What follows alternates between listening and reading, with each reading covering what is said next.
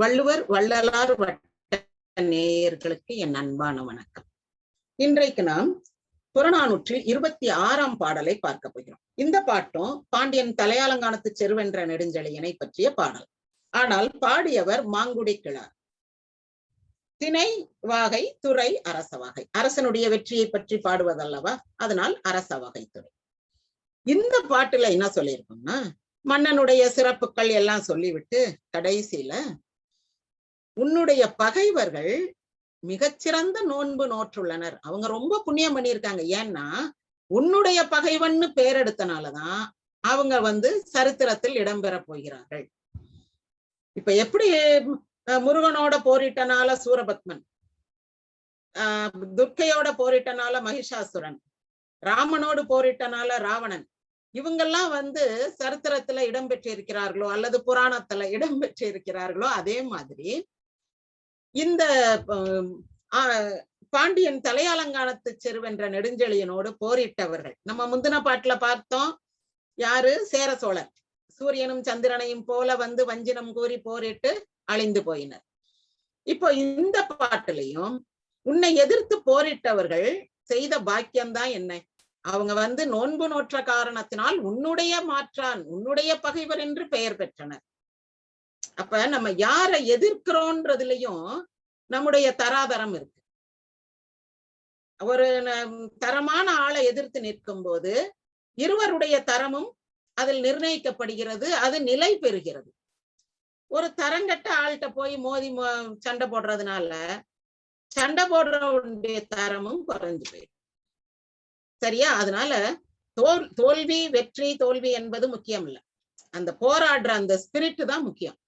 ஒரு நல்ல தரமான ஆளோட ஒரு நல்ல தகுதியான கொள்கைக்காக எதிர்த்து நின்று போரிட்டால் அல்லது ஒரு போராட்டம் நடத்தினால் அதனுடைய விளைவு என்னவாக இருந்தாலும் பெயர் நிற்கும். இதுதான் இந்த பாட்டினுடைய ஒரு சாராம்சம், ஒரு கொள்கை. நம்ம எடுத்து செய்கின்ற செயல் சிறப்பானதாக இருக்க வேண்டும், நல்லதாக, கொள்கை சிறந்த கொள்கை உடையதாக இருக்க வேண்டும். அதுதான். இப்போ இந்த பாட்டை வாசிக்கிறேன். நளிரும் குட்டத்து வழிபுடைத்த களம் போல. இந்த பாட்டு ரொம்ப எளிமையா புரியும். நான் வாசிக்க வாசிக்க உங்களுக்கே எல்லா வார்த்தைக்கும் அர்த்தம் தெரியும். அதனால எளிமையாக புரிந்து கொள்ளலாம். நளிரும் குட்டத்து, நளிகடல் இரும் குட்டத்து வழி புடைத்த களம் போல களிறு சென்று களன் அகற்றவும் களனகற்றிய வியலாங்கன் ஒளிரிளைய எக்கு ஏந்தி அரைசுபட அமர் உழக்கி உரைசெல முரசு வவ்வி முடித்தலை அடுப்பாக புனல் குருதி உலைக்கொழி துடித்தோள் துடுப்பின் துளந்து வல்சியின் அடுகளம் வேட்ட அடுவோர் செழிய ஆன்ற வேள்வி அடங்கிய கொள்கை நான்மறை முதல்வர் சுற்றமாக மன்னர் ஏவல் செய்ய மன்னிய வேள்வி முற்றிய வாய்வாள் வேந்தே நோற்றோர் மன்ற நின் பகைவர் நின்னொடு மாற்றார் என்னும் பெயர் பெற்று ஆற்றார் ஆயினும் ஆண்டு வாழ்வாரே. இந்த கடைசி பகுதியை முதல்ல சொல்லிடுறேன். மன்னனே, வாய்வாள் வேந்தே, அந்த வாய்வாளுக்கு முன்னாடி இருக்கிறத அப்புறம் பார்ப்போம். வேந்தனே, நோற்றோர் மன்ற நின் பகைவர். மன்ற என்பது ஒரு அசைச்சொல். நோற்றோர் நோன்பு செய்தவர்கள், புண்ணியம் செய்தவர்கள்,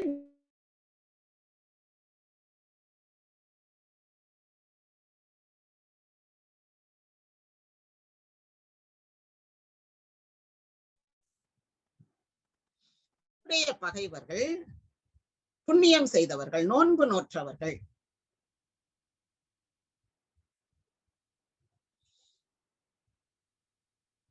நின் பகைவர் நின்னோடு மாற்றார் என்னும் பெயர் பெற்று.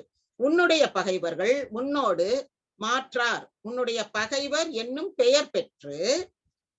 அந்த மாதிரி ஒரு பேர் வாங்குறது. உன்னுடைய பகைவர் யாரோடு போரிட்டார்கள் என்றால் நெடுஞ்செழிய பாண்டியனோடு போரிட்டார்கள் அப்படின்ற அந்த பேர் வாங்குறதே ரொம்ப பெருசு. அதே பெரிய புண்ணியம்.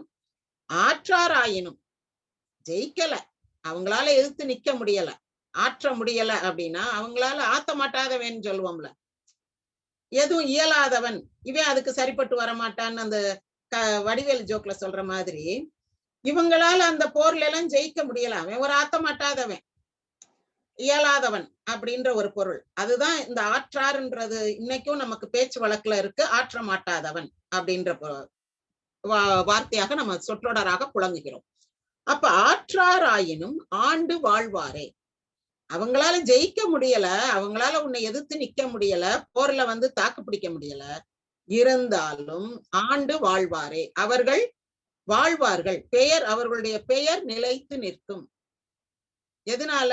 இவனோடு போரிட்டதால். இவன் வந்து ஒரு மாபெரும் வீரன், ஒரு மிகப்பெரிய வீர வரலாறு படைத்தவன். எனவே இந்த தலையாலங்கானத்து செருவென்ற நெடுஞ்செழியனோடு போரிட்ட காரணத்தால் அவனுடைய பகைவர்கள் பெயரும் நிலைத்து நிற்கும் அப்படின்னு சொல்றாங்க.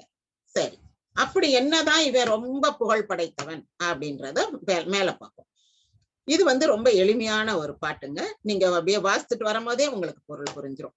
நளிகடல் இருங்குட்டத்து வழிபுடைத்த களம் போல. நளிகடல்னா ஒரு நெருங்கி நல்ல ஒரு இந்த ஆழ்கடல்னு சொல்லுவோம்ல, அந்த மாதிரி தண்ணி நிறைய இருக்கக்கூடிய ஆழ்கடலில் இருங்குட்டம், இருட்டான குட்டம்னா என்னது? பள்ளம், ஆழ்ந்த கடல், ஆழ்கடல். அதுதான் நம்ம வந்து குடதிசை அப்படின்னுவோம். குடதிசை கடலா எல்லைன்னு சொல்றோம்ல. குடம்னா என்ன? ஒரு பள்ளமா இருக்கக்கூடிய ஒரு களம், ஒரு பாத்திரம். அப்ப குடம்ன்றது பள்ளம், மேற்கு. இங்க வந்து மேற்கு, குணதிசை என்பது கிழக்கு. ஆக இந்த ஆழமாக இருக்கக்கூடிய கடல் இருக்கக்கூடிய பகுதி, அந்த ஆழமான கடலில் வழி புடைத்த களம் போல. வழினா என்னது? காற்று. காற்றில் அந்த பாய்மர கப்பல் வந்து அப்படி புடைத்து அது நீந்திக்கிட்டு போகுது. அந்த கடல் களம் என்றால் கப்பல் அல்லது நாவாய்னு சொல்லுவோம் நம்ம. அந்த பழந்தமிழ் சொல் நாவாய்.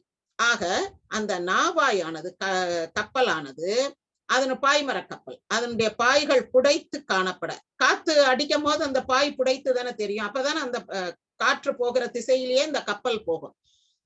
அப்படி களம் போல பாய்மர கப்பல், பாய் விரிந்து காற்றோடு புடைத்து காணப்படுகின்ற ஆழ்கடலில் பயணிக்கின்ற களம் போல, ஒரு கப்பல் போல. இதுக்கு முன்னாடி நம்ம கப்பலை வந்து உதாரணத்துக்கு பார்த்திருக்கோம், யானைக்கு. அதே மாதிரி களிறு சென்று களன் அகற்றவும். யானை என்ன செய்யுது? அந்த போர்க்களத்துக்குள்ள புகுந்து களன் அகற்றவும், அந்த இடத்தை விரிவுபடுத்தி கொடுக்குது. யானை போக போக போர் வீரர்கள் ஒதுங்கிடுவாங்க. ஒதுங்கவும் அந்த யானை மேல் செல்கின்ற மன்னனுக்கு வந்து வழி கிடைக்கும். அப்ப களிறு சென்று களன் அகற்றவும், அந்த போர்க்களத்தினுடைய இடத்தை வந்து அகற்றி கொடுக்கின்றது, நல்ல இடம் ஏற்படுத்தி கொடுக்கின்றது, போவதற்கான பாதையை உருவாக்கி கொடுக்கின்றது. அங்கு களன் அகற்றிய வியல் ஆங்கன். அவ்வாறு இடம் அகன்று கிடைத்த அந்த பகுதியில், வியல்னா விரிவானன் அர்த்தம், வியல் ஆங்கன், அந்த விரிவான அகன்ற பகுதியில் ஒளிரு இளைய எக்கு ஏந்தி, ஒளி வீசுகின்ற நல்ல கூர்மையா இருந்தா தானே அது பளபளன்னு மின்னும்.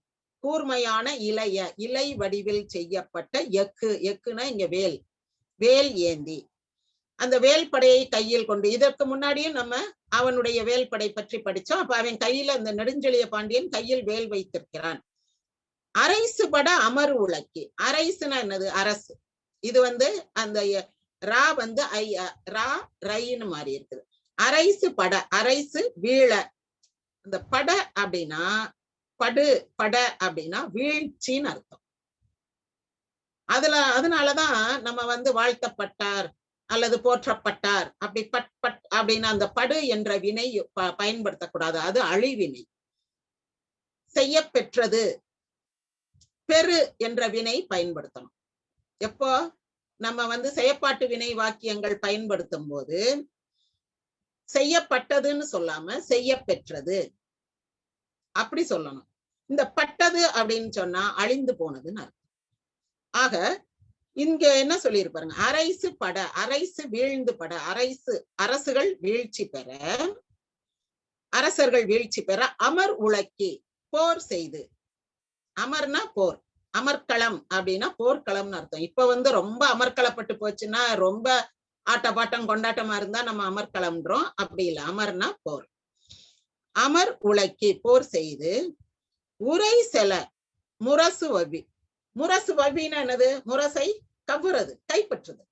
முந்தைய பாட்டிலையும் பார்த்தோம், முரசை கைப்பற்றுதல் என்பது வெற்றிக்கு அறிகுறி. இப்போ உரை செல என்றால், உரைனா என்னது? இன்னைக்கு நம்ம வந்து முகவுரை, முன்னுரை, வாழ்த்துரை, சிறப்புரைன்னு சொல்றோம். உரைத்தல் அப்படின்னு, பேசுறது, சொல்றது அப்படின்னாலே, சொல் என்றாலே இங்க வந்து புகழ் தான். ரொம்ப நாளைக்கு யார பத்தி சொல்லிக்கிட்டே இருப்பாங்க? ஒரு புகழ் பெற்றவனை பத்தி தானே சொல்லுவாங்க. அப்ப நல்ல பேர் வாங்கணும், நல்ல சொல்லு வாங்கணும், 4 பேர் நல்ல சொல் சொல்லணும் அப்படின்னா நல்ல புகழோடு விளங்கணும்னு அர்த்தம். அந்த சொல்லுதான் இங்க உரை செல. புகழ் பெறும்படி, நீ நல்ல புகழ் அடையும்படி அவர்களுடைய முரசுகளை நீ கைப்பற்றி இவ்வளவும் செய்தாச்சு. இப்ப என்னாச்சு? யானையில ஊர்ந்து போய் கடல்ல போற கப்பல் மாதிரி அந்த மன்னன் யானையில் ஊர்ந்து போகும்போது, யானை மீது ஏறி போகும்போது, அந்த யானை அந்த போர்க்களத்தினுடைய இடத்தை வந்து விரிவாக்கி கொடுக்கின்றது, இவன் போவதற்கான பாதை சமைத்து கொடுக்கிறது. அப்படிப்பட்ட அகன்ற போர்க்களத்தில் அவன் தன்னுடைய ஒளி பொருந்திய வேல்படையை வைத்து போர் செய்து, அரசர்கள் விழும்படி, அரசர்கள் தோற்று போகும்படி போர் செய்து புகழ் பெறுகின்ற வரையில் அவர்களுடைய வெற்றி முரசத்தை கைப்பற்றினான். சரியா? இப்ப இந்த போர் முடிஞ்சிருச்சு. இனி இதுக்கு அடுத்து என்னன்னு பார்ப்போம். முடித்தலை அடுப்பாக, புனல் குருதி உலைக்கொளி, தொடித்தோள் துடுப்பின் துளந்து, வல்சியின் அடுகளம் வேட்ட அடுபோர் செழிய. இப்ப இங்கதான் இந்த அந்தணர்களுடைய வேலை வருது. அவங்க வந்து நீங்க என்னதான் சண்டை செஞ்சாலும் ஒரு போர்க்களத்துல ஒரு கள வேள்வி ஒண்ணு நடத்தணும், வேள்வி நடத்தினாதான் நன்மைகள் நடக்கும், உனக்கு வெற்றி கிடைக்கும் அப்படின்னு.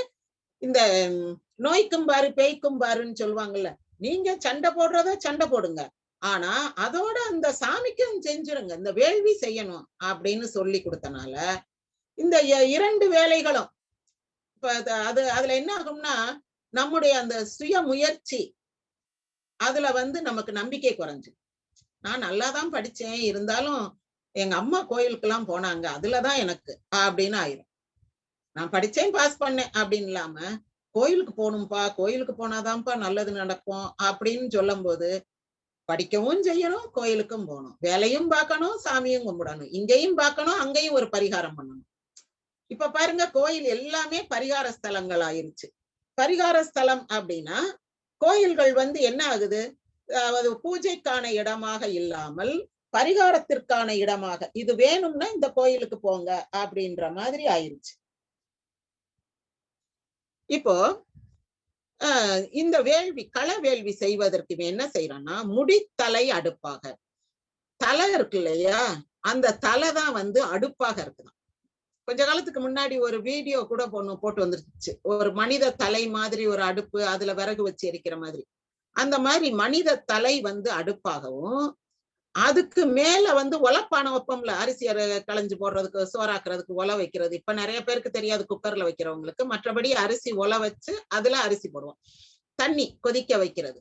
அந்த தண்ணி என்னன்னா புனல் குருதி உலை கொளி, புனலாக ஓடும் ரத்தம் இருக்குல்ல, அங்க ரத்த ஆறு ஓடுதுன்னு சொல்றோம் தானே, அந்த ரத்த ஆறு, அந்த ரத்தம் வந்து உலையாக கொண்டு, ரத்தத்தை உலை நீராக கொண்டு, கொளி என்றால் கொண்டு, தொடித்தோள் துடுப்பின் துளந்து, இந்த வீர கடையங்கள், கடகம் போட்ட கை இருக்கு இல்லையா, அந்த தோள், அந்த கைய வந்து துடுப்பாக வச்சு,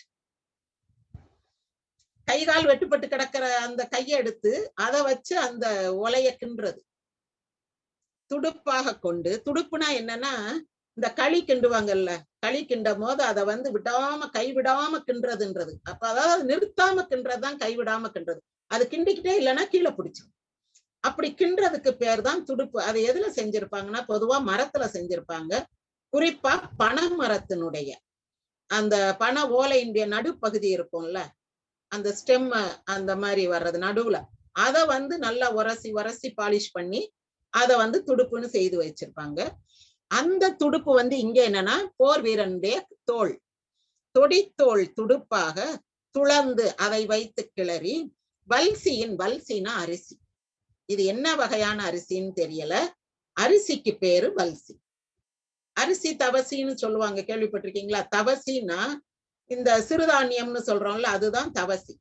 அரிசின்றது அப்ப இன்ட்ரோடியூஸ் ஆகுது. அரிசின்றது கொஞ்சம் பின்னாடி வந்ததுதான். அதுக்கு முன்னாடி எல்லாம் வந்து தவசி அந்த மாதிரிதான். அரிசி வரும்போது அது வலிமையானது, சுவையானது அப்படின்றதுனால இந்த வல்சின்ற பேரு வச்சிருக்கலாம். அடுகளம் வேட்ட அடுபோர் செழியர். இந்த அரிசியை சமைத்த அடுமனைன்னு கேள்விப்பட்டிருக்கோம்ல, அடுமனைனா என்னது? பேக்கரி. அது மாதிரி அடுகளம். இங்க வந்து போர் செய்த களம். போர் செய்த களத்துல நீ வந்து ஒரு உணவு சமைக்கிற. எப்படி? மனிதனுடைய தலையை அடுப்பாக வைத்து போர் வீரனின் ரத்தத்தை உலை நீராக கொண்டு அதில் போர் வீரனின் வெட்டுப்பட்ட கையை துடுப்பாக கொண்டு அரிசி சமைத்தாய். அதை கொண்டு கிளறி அடிப்பிடிக்காம நீ அரிசி சமைக்கிற. அப்பேற்பட்ட அடுகளம் வேட்ட அடுபோர் செழிய. அப்படிப்பட்ட கள வேள்வியை உன்னுடைய போர்க்களத்தில் நடத்திய அடுபோர் செழியனே.